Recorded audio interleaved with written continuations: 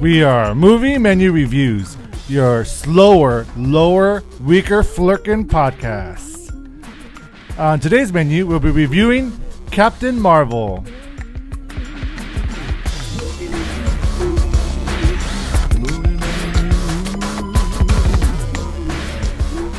Welcome, ladies and gents. I'm Dan the Man Muñoz, host of Movie Menu Reviews, your weekly movie news and reviews podcast, live on Facebook with special guest Vasthi Leaf. Hey, welcome. Thank you so much for being here.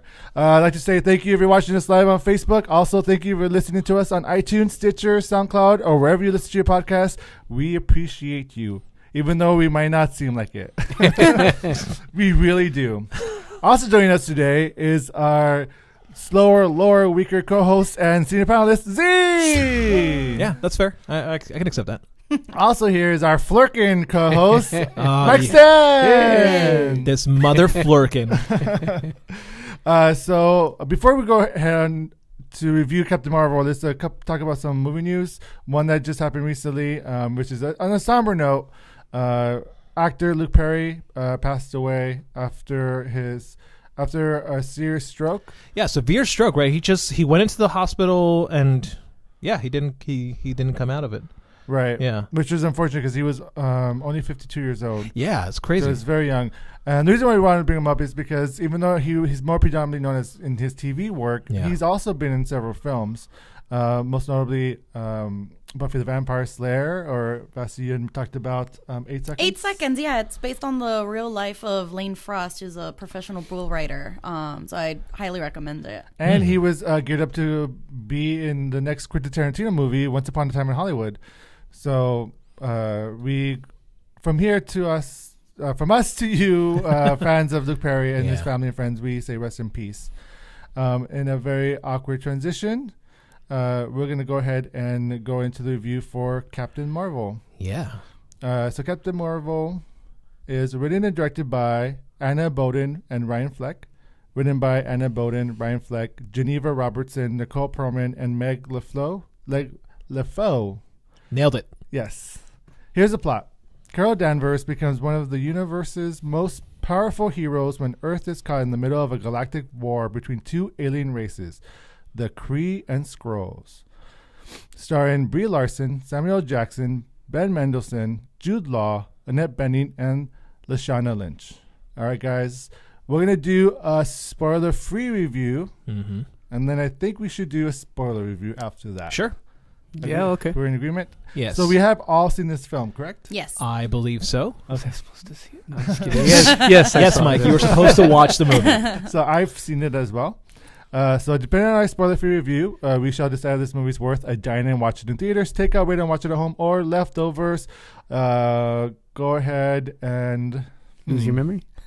And lose your memory so you don't. Instead of watching this film. Gotcha. Okay. Vasthi, as our guest, you have the opportunity to earn yourself a point, as we no longer have that opportunity. No, we've been banned from ever collecting any more points. Did you ban yourselves? Because I know you guys don't want them. That's a summary of what happened. Yeah. We kind of want to put the burden on you guys now. Yeah. We don't want to do the job anymore. We just want to do the reviews.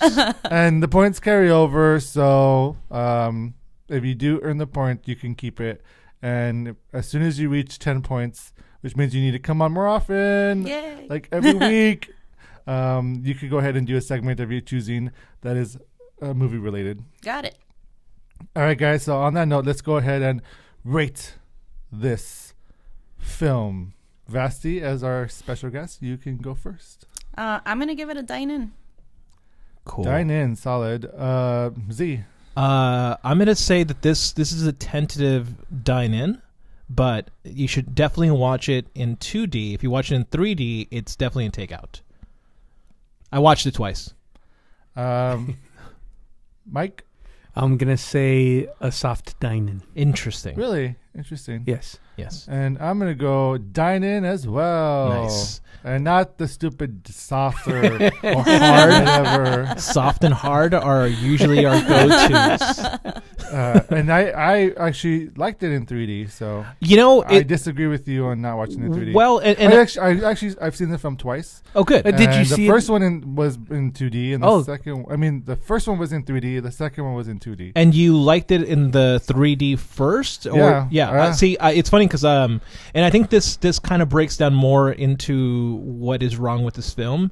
Maybe Mike will agree with me on this, but the direction of the movie is, especially in the action scenes, are incredibly lacking. And because the 3D element kind of creates that blurry effect, that's why I really didn't like the 3D version of this. Whereas the 2D version, I can follow the action a little bit better, and I enjoyed the movie a whole lot more because the directors Anna Boden and Ryan Fleck. Yeah, Ryan Fleck. They're indie directors. They know how to tell personal drama, and when the movie is centralized around the personal drama and the humor of the movie, this movie works really well. It's when it gets to the action scenes, similar to Black Panther, where it loses me really quickly. But that has nothing to do with the 3D conversion of it. It does because the 2D is still sloppy no matter what. You're right. The action, that's for me, was the issue. It's like I can see it better in 2D, but when it's in 3D, it gets way more difficult to actually understand what is happening in the scene. Because I just think you need new lenses or glasses. I've got brand new glasses just to enjoy movies, and I'm telling you right now that it has more to do with the editing and the direction and how they frame the shots. I agree that the what. Okay, so let's start off with what could have been improved on.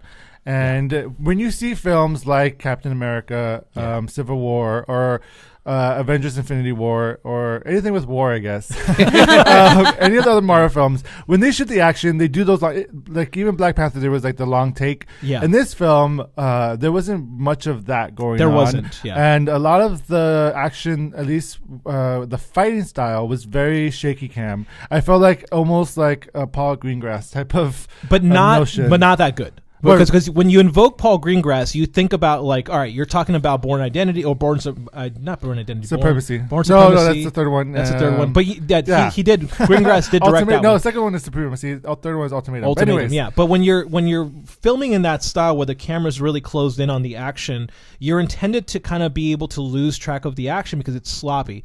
But the thing about Bourne is that he's intentionally this like ruggish fighter, whereas Captain Marvel, or not Captain Marvel, but Veers in this story is meant to be a soldier who knows how to fight, with good choreography.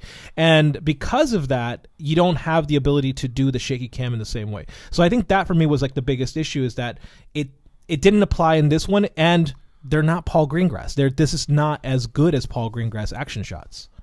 Vasthi or Mike, do you agree that the action itself was a little sloppy, or did you like that? Did you like the way that they took it? Because it was different from the other films that have preceded it when it comes to stunt work and action work and whatnot.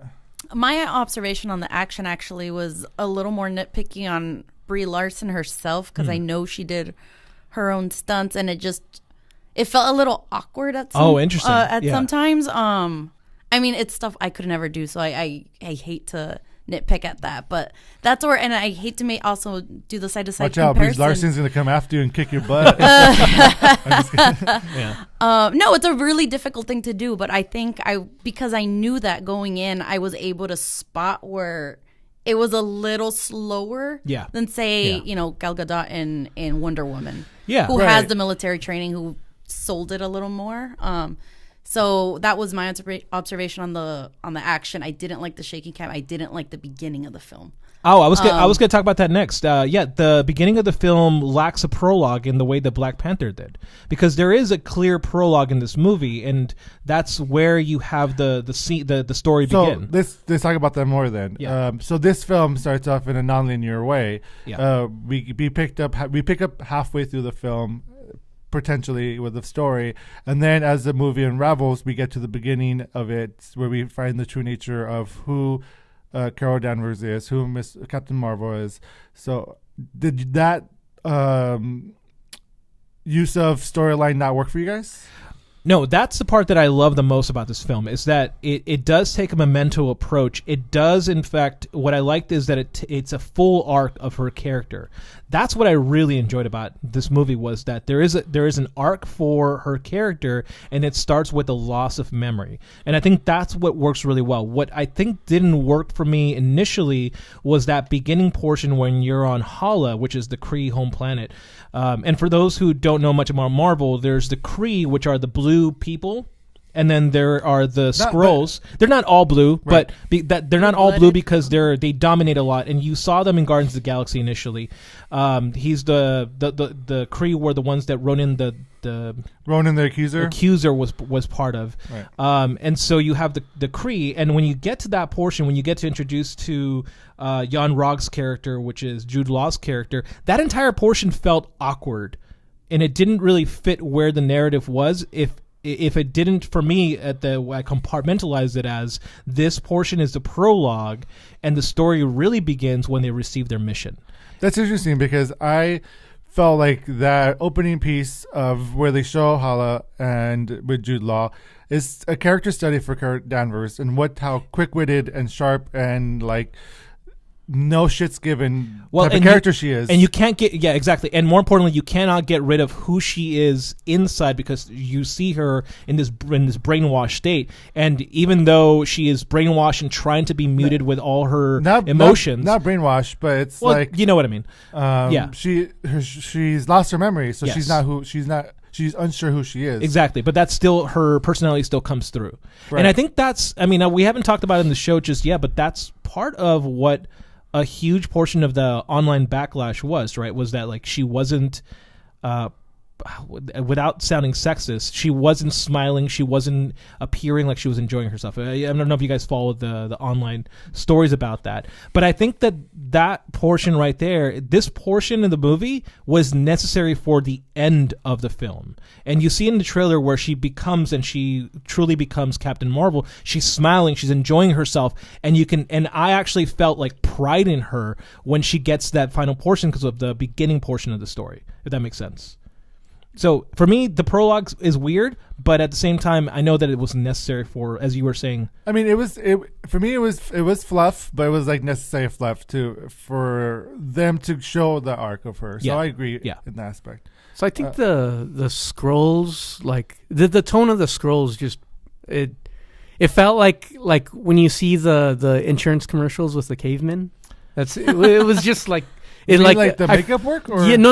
I mean in terms of the tone. Yes. So like, and I think that kind of like there was no dark contrast to this. So it's like when your villains are goofy, and then using villains as comic relief, like it loses any sort of like fear of danger for our heroes. See, I didn't see that. Dan, what did you? No, I mean I disagree because they don't start off with the huyuks.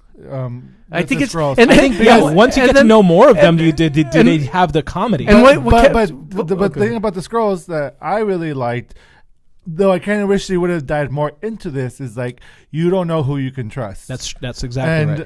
Yeah. That they give us like a split moment when you're not sure where they've gone, and I would have loved a lot more of that, but I did enjoy that part. And that was like early on in the film. We didn't see any of the comedic stuff too much. No, I think it's in there. Yeah, it's totally in there, Mike. But I think you forget what this movie is about, or where in time this movie is based in. This is a post-80s, 90s film. And I think that's another thing, too, with this being like a time period piece. I felt like they could have gone further with it. There were fun moments. Further? Yeah, you mean like blow people's heads and stuff like they did in the 80s? Is that? Sure. Yeah. Is the exact date given? Or the exact year? 1995. No, 95. Okay. Yeah. Oh, okay. Yeah. But that campiness that you're talking about with the Kree, I think was again age appropriate because that is the timeline in which they're in, and it just felt right. And I'll say this: it felt right on the second viewing. On the first viewing, for me, it felt weird. It did. I agree. Yeah. The first viewing, I wasn't upset or anything, but I was a little like thrown off. But by the second viewing, I felt more adjusted. Yeah, it was like watching the film. I was feeling that Mike and I are on the same page with the first viewing and. Yeah. Well, this is a movie that builds itself really well on its second viewing, and I know that I agree. That's a hard ask because we want people to watch it 2 times. But honestly, this movie on second viewing, I got a lot of the humor. I enjoyed You pick up more stuff. You pick up a lot more stuff. And just overall, it's just more fun on the second viewing because you realize, oh, this is the style of movie we're watching. And I think that's just has more to do with expectations versus the reality of what this movie is. This movie is an 80s buddy cop film. And if you go in with that in mind, this movie works so well on so many levels. So we have a comment. Yes, go for it. Letty Kayla Austin. Hey, Letty. Hey, Letty.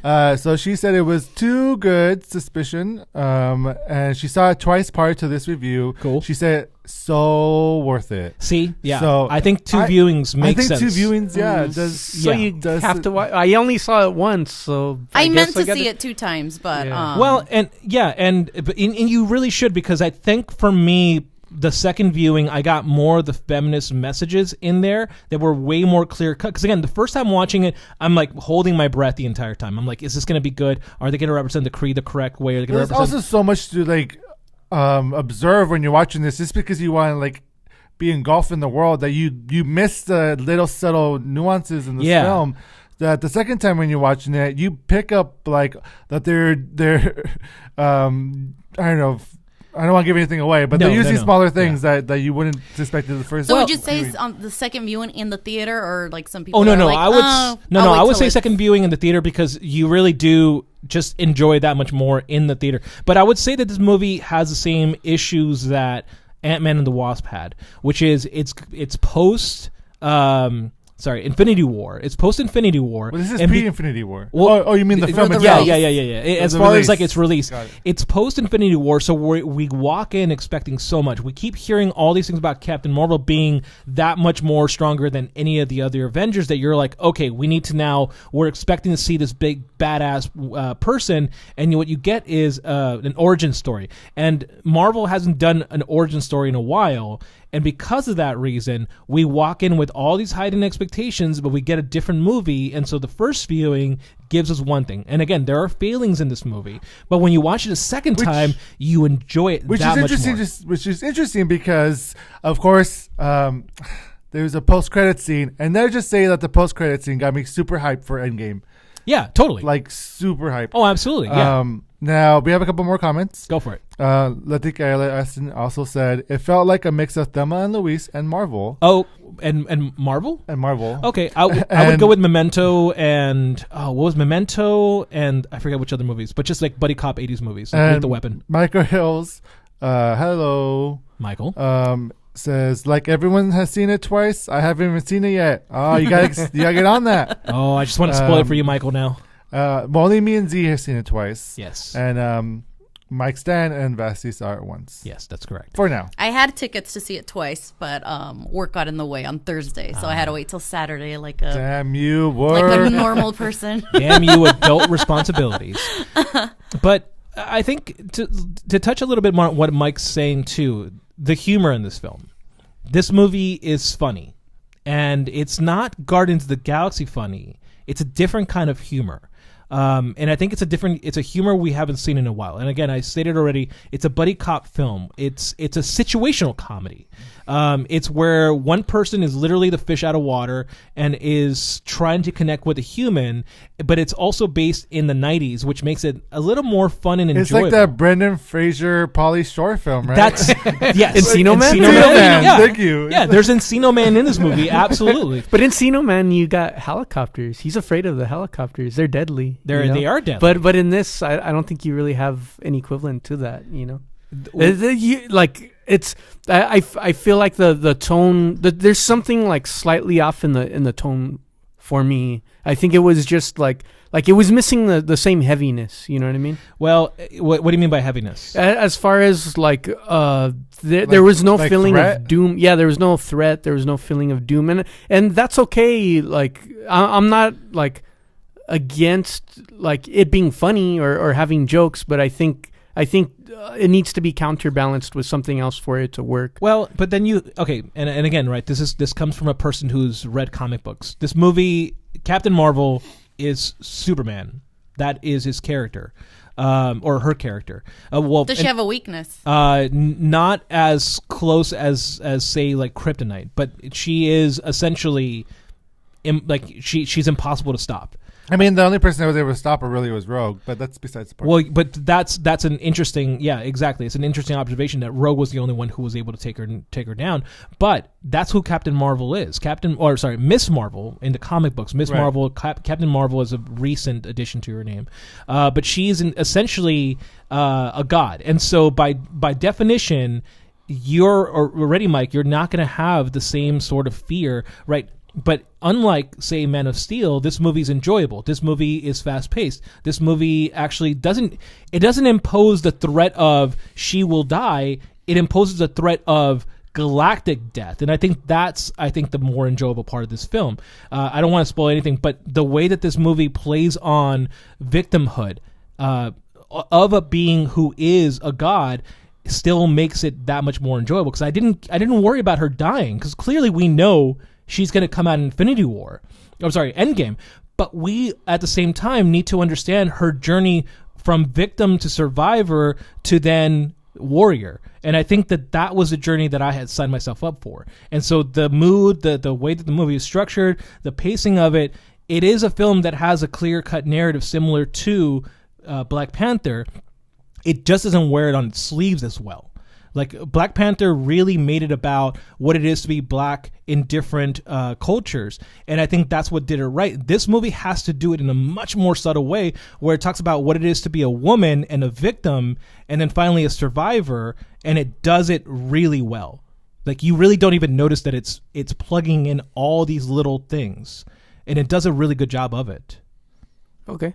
I mean, I'm not gonna in your face, Mike. I'm not like, that's not my argument. Yeah. Like that's not what the fault is of this film. Like, that is like the positive part. I'm saying that the fault of this film is like the heavy tone was missing. So yeah, you're right. The movie did succeed in that, and showing how, in the film, I guess you explained it great already, yeah. But I think I guess the point I'm trying to make is there was never fear for her, really. And was it because what we got from, like, let's say Infinity War, where when the snap happened, you felt that huge weight? Did you want something similar? I think I think it's kind of like, I think they were trying to get, like, it felt like a tone similar to Ant-Man, but I think Ant-Man was more like on point in terms of the humor. Well, it was more enjoyable for sure.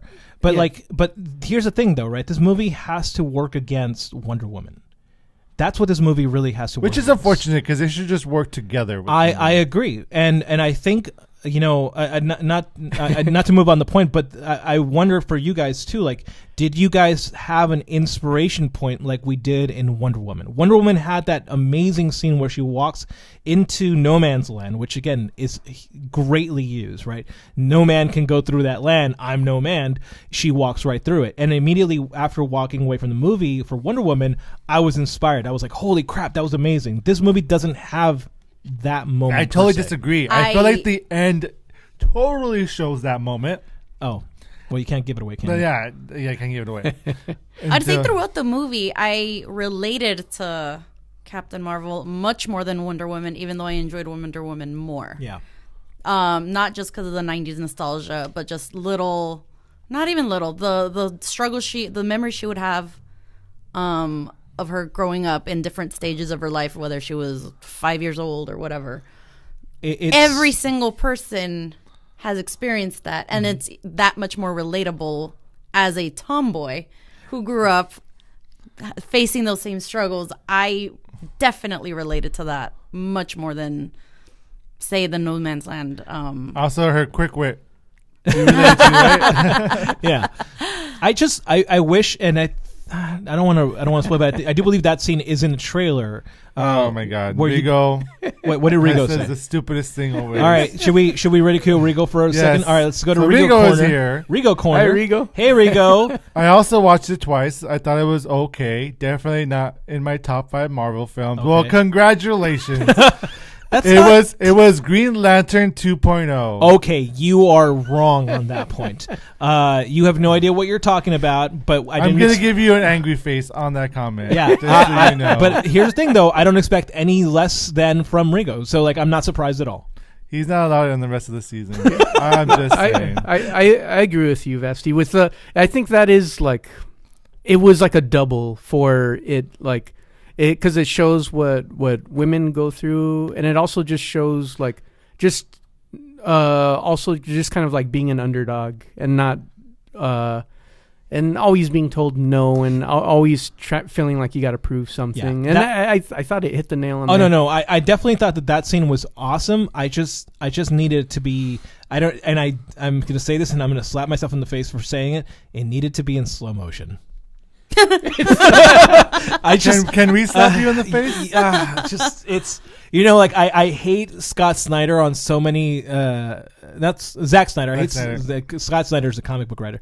I hate Zack Snyder so much, but honestly, I felt sometimes you just need some slow mo. He's a great visual director, terrible storytelling director. Yeah, exactly. So So we got more comments. Go for it. Leti also says, yes, Z, I agree 100%. I'm glad that they didn't have any damn romance for the Marvel to deal with. Yes. And yeah, tomboys were living for this, here for it.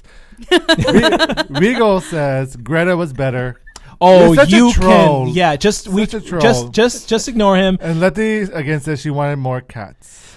So should we talk about the actors in this film? And we could start with. I got one more thing. The Skrulls, what threw me off in this film was the Australian accent.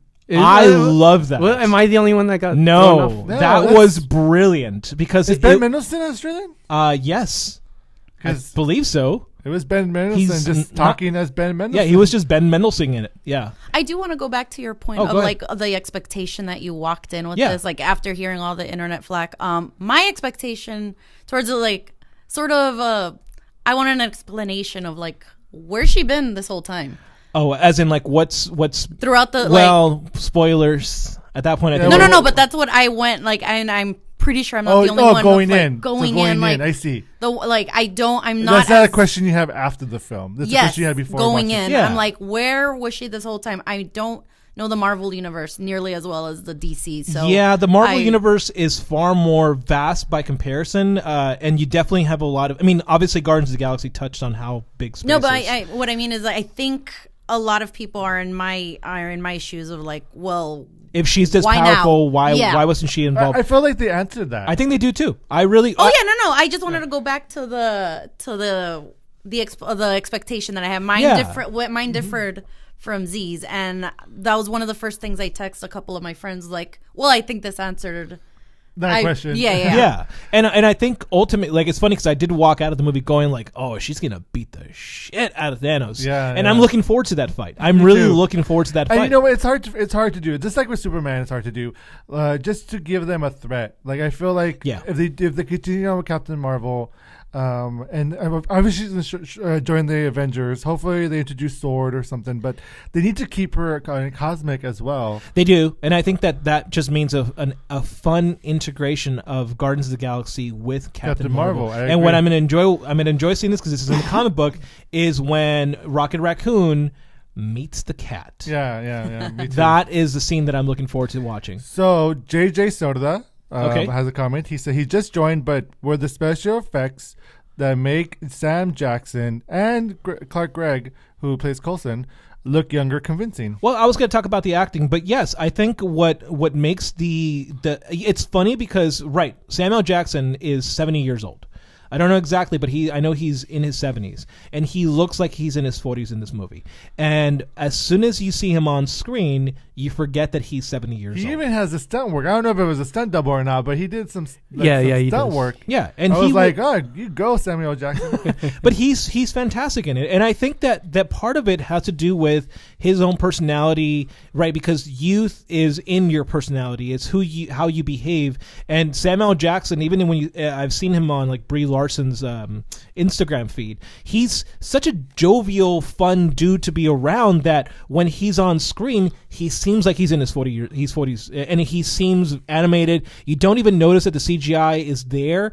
And I mean, listen, we saw what they did with I forgot the Captain America's girlfriend, the one who gets Peggy. old. Yeah, Peggy. When Carter? you saw that in, I forget what, I think it was Civil War, when you see her aged up, I didn't know that was the actress in her 30s appearing like she's in her 80s, and the CGI is so good that you really don't see it in this movie. Well, they just asked, was it special effects or was it makeup? And it was actually special effects. It was special effects. They had Clark Gregg was interviewed, and he had dots on his face, as well as Sam Jackson had dots on his face. I would like to see those pictures behind the scenes. Those things always look silly. They look silly. They do, yeah. But did you guys find any other issues? Did you guys find issues with his appearance? No, I not his appearance. I thought it looked good. Yeah, he looked great. Which makes me interested to see The Irishman, which is a totally different film from this, which is Martin Scorsese's next film with Al Pacino, the other actors, I can't even think, Robert De Niro and Joe Pesci. They're using the same type of... as long as they're working through wherever Disney is sending their footage to, fantastic. Yeah. Because it's brilliant. So let's talk about Samuel Jackson. How did you guys feel he did in this? Because we get to see an early version of Nick Fury. He is the co-lead in this film. He is, yeah. So I thought he was, and it's funny because we haven't seen much of Nick Fury or Sam Jackson in the last couple of films, and now he's in this one, and he's going to be in Spider-Man: Far From Home. Yeah. We saw him very glimpse. I think the last time we saw him was Avengers: Age of Ultron. Yeah, and then we didn't see him until I think maybe this film. Infinity War. Yeah, Infinity War. Post-credit scene. Yeah. Spoiler for that. Sorry.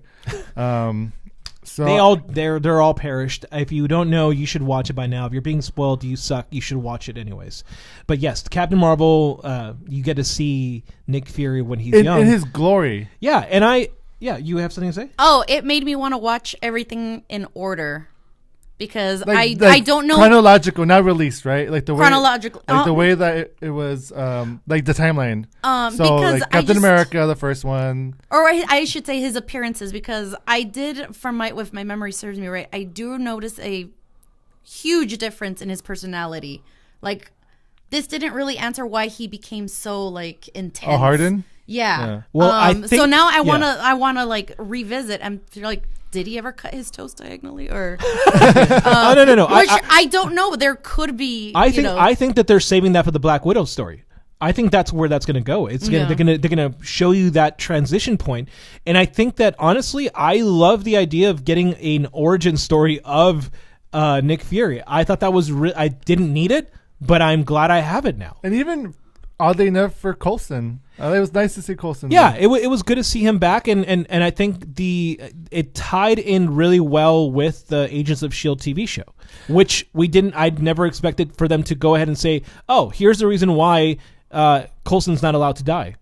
Because Nick Fury, they had a moment in this movie where Nick Fury owes him his life, and I think that is interesting, and I didn't need that, but I was grateful for it. So, Chris Gooch, as an Aussie, it was just great to hear a Marvel villain with a clear and distinct Australian accent. And Ben Mendelsohn was fantastic as Talos. And you know what? The great part is, so Ben Mendelsohn has... Sorry, Mike. That's okay. No, and Mike should eat his words. But like Ben Mendelsohn is such a great actor that... you have a set expectation of his ability until he shows you one up. And I forget, there was a gambling movie that I saw with him in, and he was brilliant in it. And so watching him in this movie playing a Skrull was a thrill. It was actually very enjoyable to watch because I honestly felt for the guy so much, and that's hard to do with a villain. It is. And now I think it's time that we switch over to spoilers. Sure. So audience, we're not going to cut the feed. We're going to stay live. Oh, are we? We're going to stay live. Okay. So if you're watching and you have not seen Captain Marvel, this is the time for you to say goodbye. Thank you for listening. We should have a sign that just says like spoilers. Yeah. Right That's here. a good. We should do that, right? Yeah, Not now, Mike. Later. Yeah, later. So come back when you have seen this film. I'm looking at you, Michael Hills. That way you're not. Yeah, watch it twice. That way we don't spoil anything for you. Okay. On that note, let's head over to our spoiler review. We should do that. We should not do that. We should definitely do that. Okay. Hey, let's go ahead and go into spoilers, guys. So, what is the first thing you want to talk about in this spoilers review? I'm curious if that's the first time he's paged her. So there was an article that came out from Kevin Feige himself, and he revealed that why did Nick Fury wait until Avengers: Infinity War to page? So Captain maybe he Marvel. didn't wait. So Kevin Feige was like, well, because she said it was for an extreme emergency, and Infinity War was an extreme emergency, but why wouldn't the takedown of New York City with the Chitauri and Loki, or Sokovia with Ultron, why won't those emergencies? Well, maybe Nick Fury did try to call her, and she didn't respond. We don't know because we didn't see it. So. But I like that idea. It was something I didn't. Or maybe he did, and then he's like, false alarm. We got it. Oh, never mind. We got it. Well, but I think ultimately here I developed a spoiler sign for the people. Hopefully they can see it. But what I think that we got from this movie was the fact that, you know, Nick Fury made a plan. He made a plan called the Avengers Initiative. And the Avengers Initiative allowed him to make sure that there was protectors in the world so that they didn't have to call on. Can you see it at all on the screen? It's a little bright from the lights. Okay, well, that makes sense. Okay, well, good enough try. But so I don't think that they called on her or he didn't call on her because he had Thor. He had the Hulk. He had all these awesome beings in his planet that he didn't need to call for. And I also think that literally she was in his back pocket. If he really needed her, she was there just in case if they really needed them. And I think that they had the Avengers to go ahead and not need her, but once the snap happened, emergency kicked in. I think that's what it was. It just was that he needed, and you know what? Who knows? Maybe there is a second part to the story in which we see Captain Marvel, because I feel like there is going to be a second part of this. We need to know, as I think Vasthi was asking, where has she been for 20 some years? Right. And I think that's probably the next part of the journey. Whether or not that's going to involve Nick Fury, I don't know, but I feel like there is a second part in this movie, in the series, where I do want to see where it goes, and then finally a third part in the series where, like, say, Captain Marvel teams up with Guardians of the Galaxy. I think that there is they leave room for that. They've got a lot of room to play. So JJ asks, okay, guys, does Fury lose his eye in this movie? If so, how? Now, do you really want to know? Because this is a spoiler section. Is a spoiler. So if you have not seen it, JJ, do you really want us to spoil for you? Because I'm going to do that right now. We will wait till your response. In the meantime, I wanted to talk about the Skrulls. So in the comics, Skrulls are usually depicted as the villains of the Marvel Universe. They are one of the big bads. They flip this on its head. Yes. How did you feel about them doing so, making the Skrulls the victims? So I'm a huge comic fan, and one of my favorite comic book series is called Secret Invasion. Mm-hmm. Secret Invasion, which is when the Kree take over the whole planet, and it's a secret invasion. They hide away, and so you have a set expectation as to what these creatures are like. I really loved the way that they played with, again, the question of victimhood in this movie was very prevalent. And I think that the question of what is to be a refugee is also very relevant in the story and narrative storytelling. So the fact that they inverted it so that they could showcase that, hey, these people may look like villains, but just because they look like certain things doesn't mean that they actually are. So it's very interesting that they're playing gender politics, racial politics. They're doing all of that, but they're using the Kree, which of course, sci-fi, which is comic books, which is a very Star Trek-esque thing to do, and I loved it. I thought that the way that they inverted that expectation was fantastic, and more importantly, Ben Mendelsohn, holy shit, man, he's in green makeup. And that scene where he sees his daughter made me tear up. I really felt for the guy because it's like, okay, this is a guy who's been on a journey, and we saw him at the very beginning. And Mike, you were saying like they were campy. They're campy because they're refugees. They're campy because they don't got their shit together. They're trying to survive so badly. And when you see the children, you realize, oh, they're on their own. Now I can talk about it because we're in spoilers. Yes. So of course, so we're in spoilers. People just joined. We should just have a horn the entire time going spoilers. Continue, Mike. But again, who didn't know based on the trailer that Jude Law was the bad guy? I'm pretty sure everyone had a sense that he was probably it wasn't surprising at all. Yeah. Like, let me guess. So, and then the next question is... Okay, but that wasn't... I don't think that was the reveal. The reveal for me was who was Mar-Vell and who was... Yeah, because I thought Jude Law was going to be an evil Mar-Vell. Everyone thought... So you thought, Mike, and again, you're coming from a non-comic book side of things... but yeah, we all thought that Mar-Vell was going to be Jude Law's character, and we thought it was going to be an evil one. Yeah. So let me ask you guys now: who's like the strong villain in this film? I think it was him. Yeah, he wasn't like the strongest villain. No, I feel like the villain were the Kree. So yeah. But I think without that, and there were like a few like story things too, like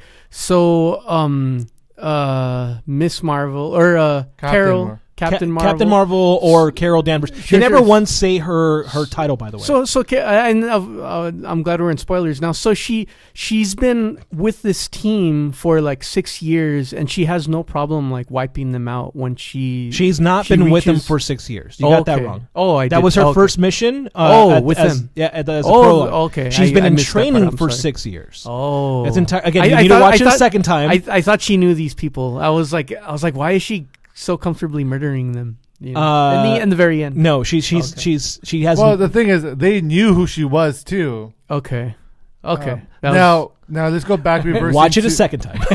Let's take it back. So JJ says yes, he doesn't mind spoilers. Okay. So yes, we do see Samuel Jackson lose his eye, and it's by the Flerken. So that requires an explanation. Well, no. I feel like that's enough explanation. I think good. You should go watch to see that. Yeah. But okay, good. let's talk about the Flerken for a quick second without revealing what or whom the Flerken is. But I feel like because that reveal was like, I watched it the first time and I was like, they're not going to do the Flerken.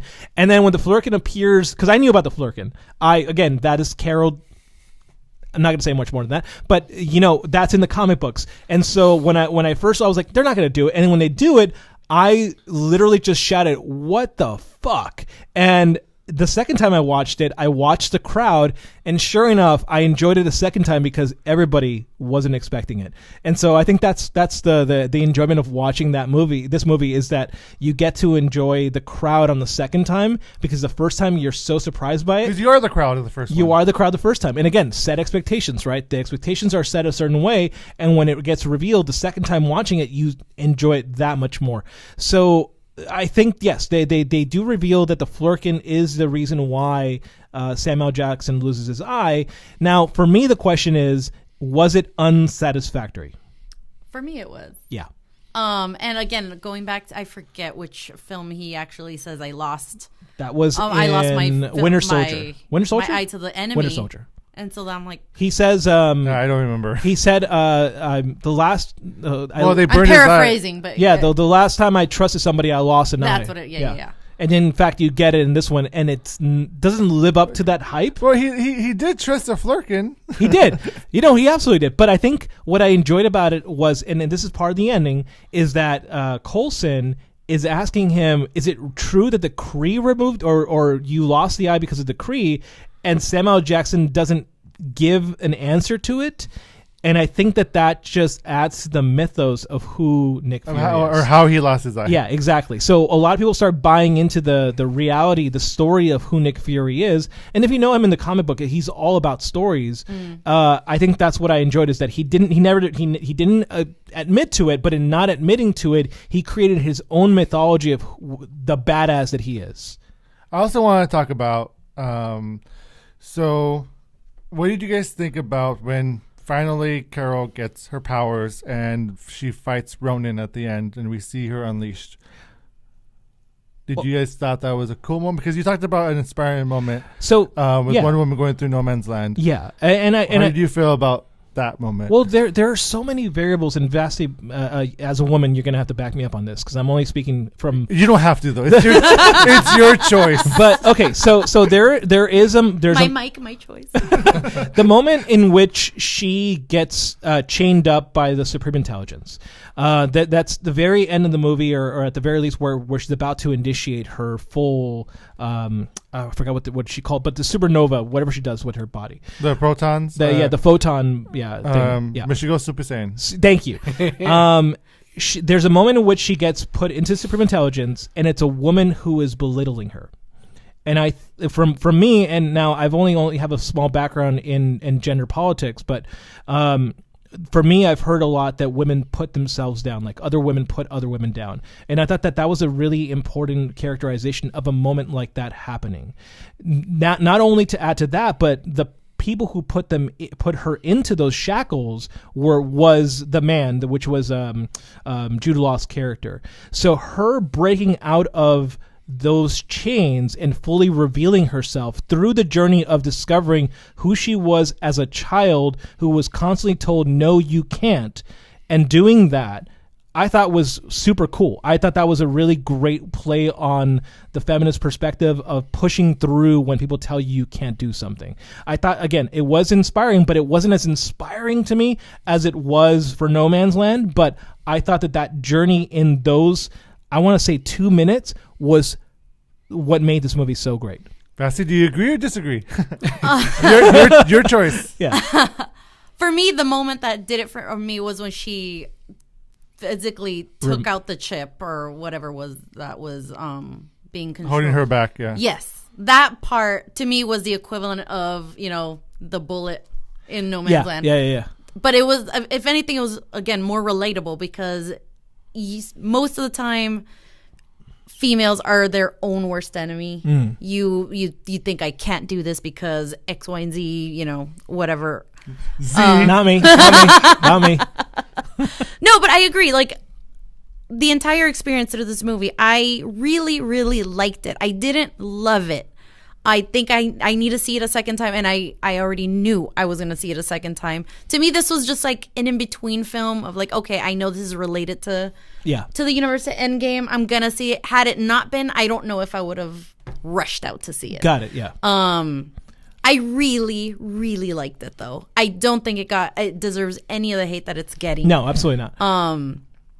I'm confused as to why. One thing I will say that might be a little. I don't think it's near the top of the Marvel films. I don't think it's anywhere near the bottom. A few of my male friends have already said that they think it was the worst one, and I'm like, oh, they're wrong. To me, it's a good middle. It's a solid, middle of the pack film, and for Marvel, that's still a good thing. It's still a good thing, but I would say, and I've heard that critique from other guys. I would say that go watch it again. It's like you watch it a second time and you realize that there's much more. Or Rigo, see it for a third time. Yeah, Rigo, see it for a third time, and this time try opening your mind. So yeah. Well, would you say it was a little preachy? Like there's a few things I'm like, oh yeah, there's some message. Preachy, yeah. It didn't bother me. To me, it was all very relevant. It's universal. Oh, totally. Yeah, and I think when she finally kind of like breaks out and she really becomes Captain Marvel, you can see her enjoying herself, and again, that's the part that I really loved. I want to talk about her name's Maria, her friend Maria Rambeau. I loved their dynamic. Lynch. That was my next thing. I wanted to see more of that. Yeah, and I get why. Yeah. Maria, Maria Rambeau, and then the daughter, who is Photon, Monica Spectrum. Spectrum, yeah. So she becomes a superhero. Monica Rambeau. Yeah, but yeah, Rambeau, I should say. I back to Ben Mendelsohn's scene where it really does turn. Okay, we haven't even talked about the humor yet, but okay, just to kind of like hit on the Ben Mendelsohn scene where he's out in the field and he's telling her, now you understand, we are refugees, we have been hunted down, we are this. And then Maria Rambeau's character shows up and just tells her, like, you were always a great woman even before you were able to... You had these powers. You had these powers. And in that, again, this movie has, again, the directors are really good about directing drama. And in that moment in which Carol Danvers connects to who she actually was, that scene was brilliant. And when I saw Brie Larson start crying, I was like, holy crap, well done, Brie. Like, I've followed her since like her earliest films, and so I was like, that's the Brie Larson I know. Short Term 12, where like her emotions can just be funneled through her eye expressions, and I was like, cool, awesome, that's a great relationship. And yeah, I wanted to see more. Can we talk about the humor for a quick second?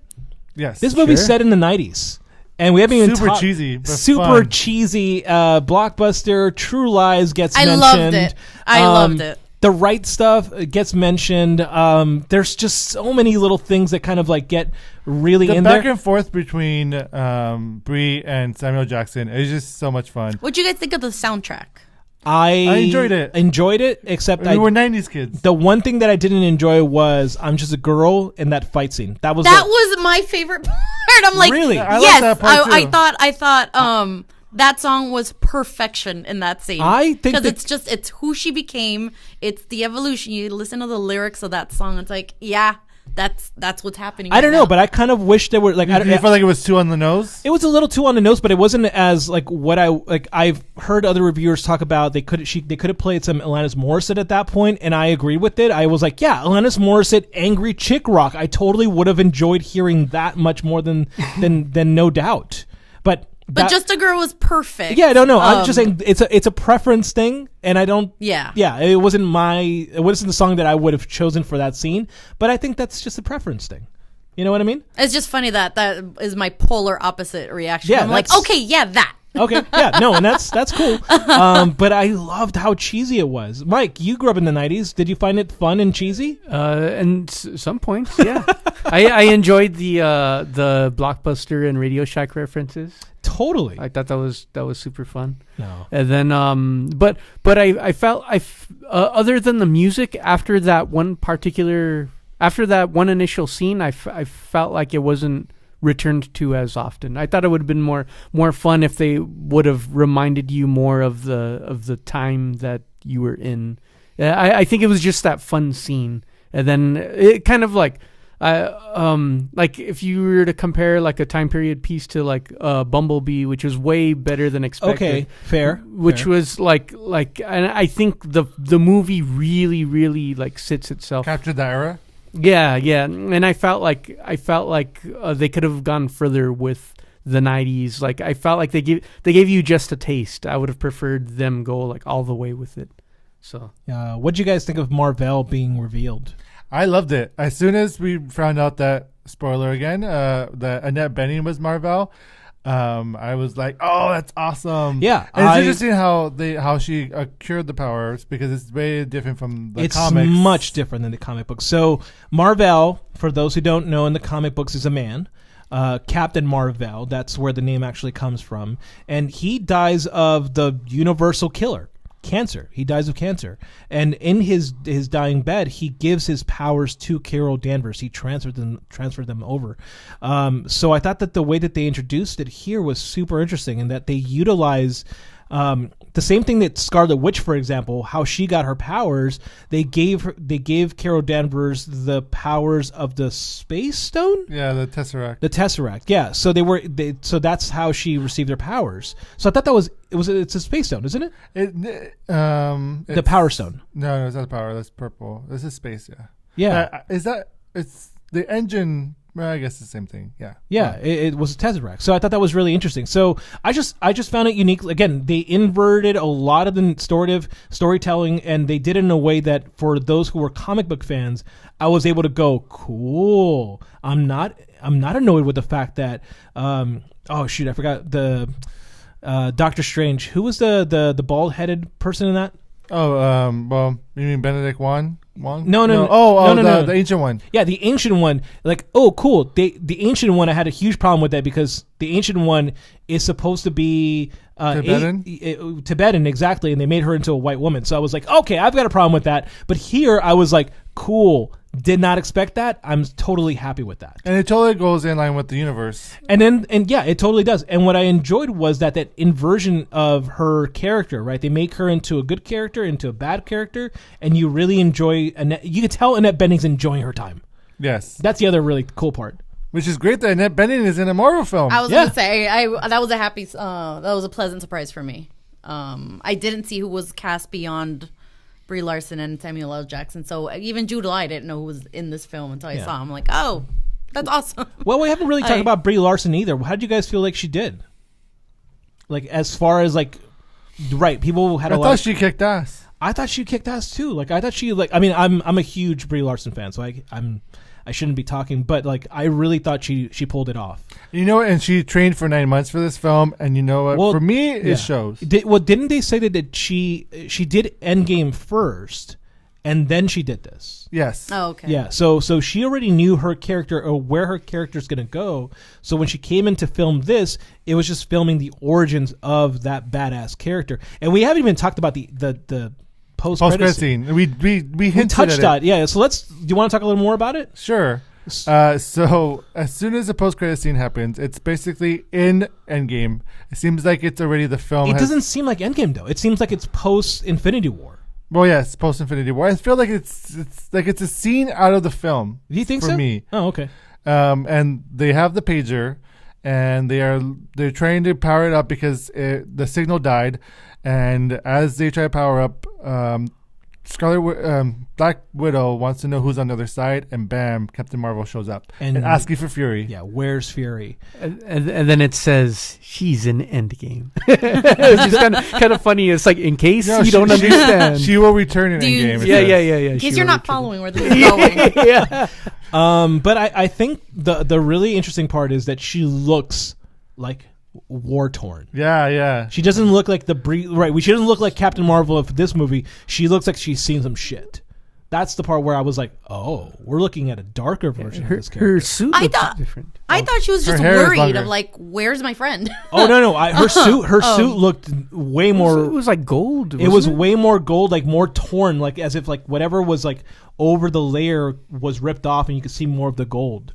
So it just looked like she was definitely has gone through some shit, and that's why I was thinking like maybe there's gonna be a second part to her story where they'll tell what happens in between Infinity War. So I was like, okay, all right.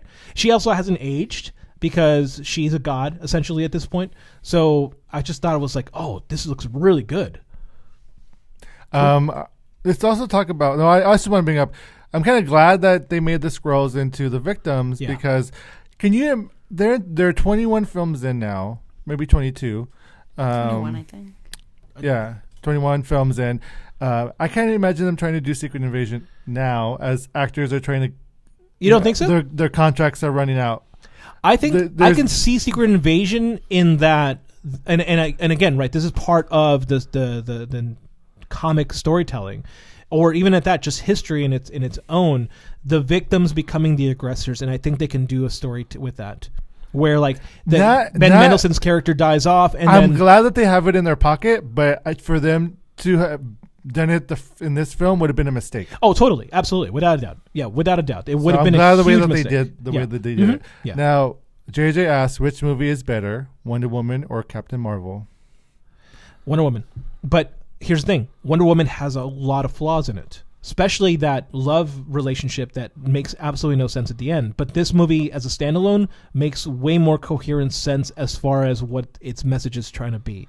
And you know what? They're trying to fit this into a universe that's been established, and I felt like they did it flawlessly. Yeah, I think so too. Like adding it into the mythos and the lore of the Marvel Universe.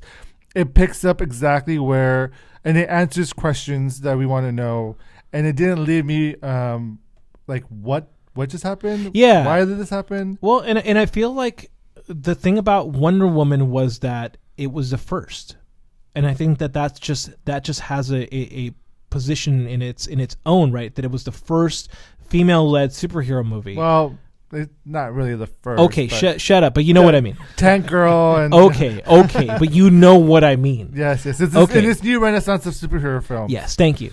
And so because of that reason, I have a warm spot in my heart for Wonder Woman. But at the same time, I feel like this movie, with repeat viewing, can easily surpass it in my books. Vasthi, what do you think? My biggest complaint about Wonder Woman were the effects, especially in the beginning parts. Yeah. I really did enjoy Wonder Woman overall over Captain Marvel. However, I really liked it. And I think I'll keep liking it more upon repeat viewings. Yeah. It does have a repeating viewing. For sure. It does. As me and Z can contest. Yes. Too.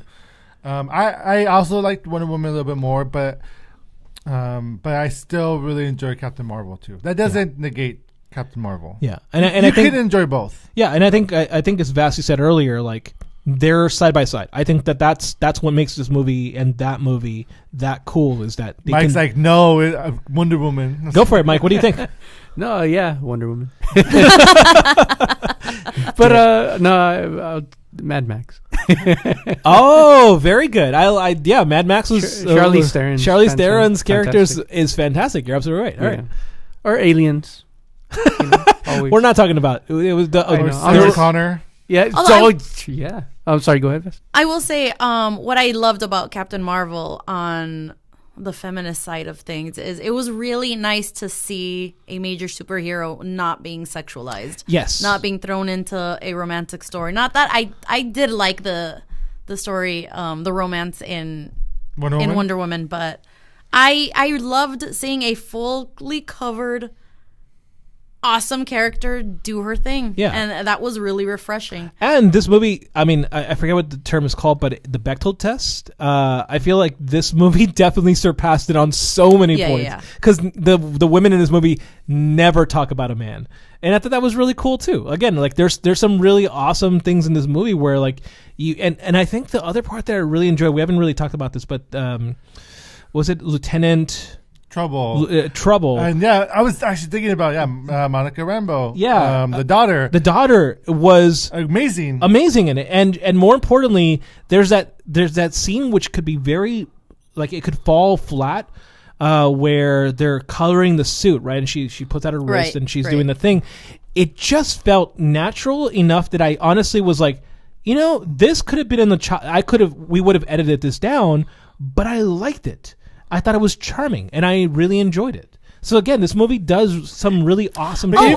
Go on. Sorry, going back to my what Mike brought up about like he didn't feel that Captain Marvel was in any danger, but I did feel that for the supporting characters. Totally. I don't know them. Oh, sorry. Yeah. You're right. Thank you. I completely forgot about that. I was trying not to spoil it the last time, but yes, you're absolutely right about that, because it's like, again, I as a comic book fan know she's a god at this point, but everybody around her could die. Yeah. And because of that reason, there is threat. I feel threat for Rambo. I feel threat for... It's almost like, though, for Black Panther. Like, we know he's not getting in trouble, but I worried for the Shuri and the other people around them. Yeah, and I think because of that reason, I was fearful. I was like, oh, I know Samuel Jackson will survive this.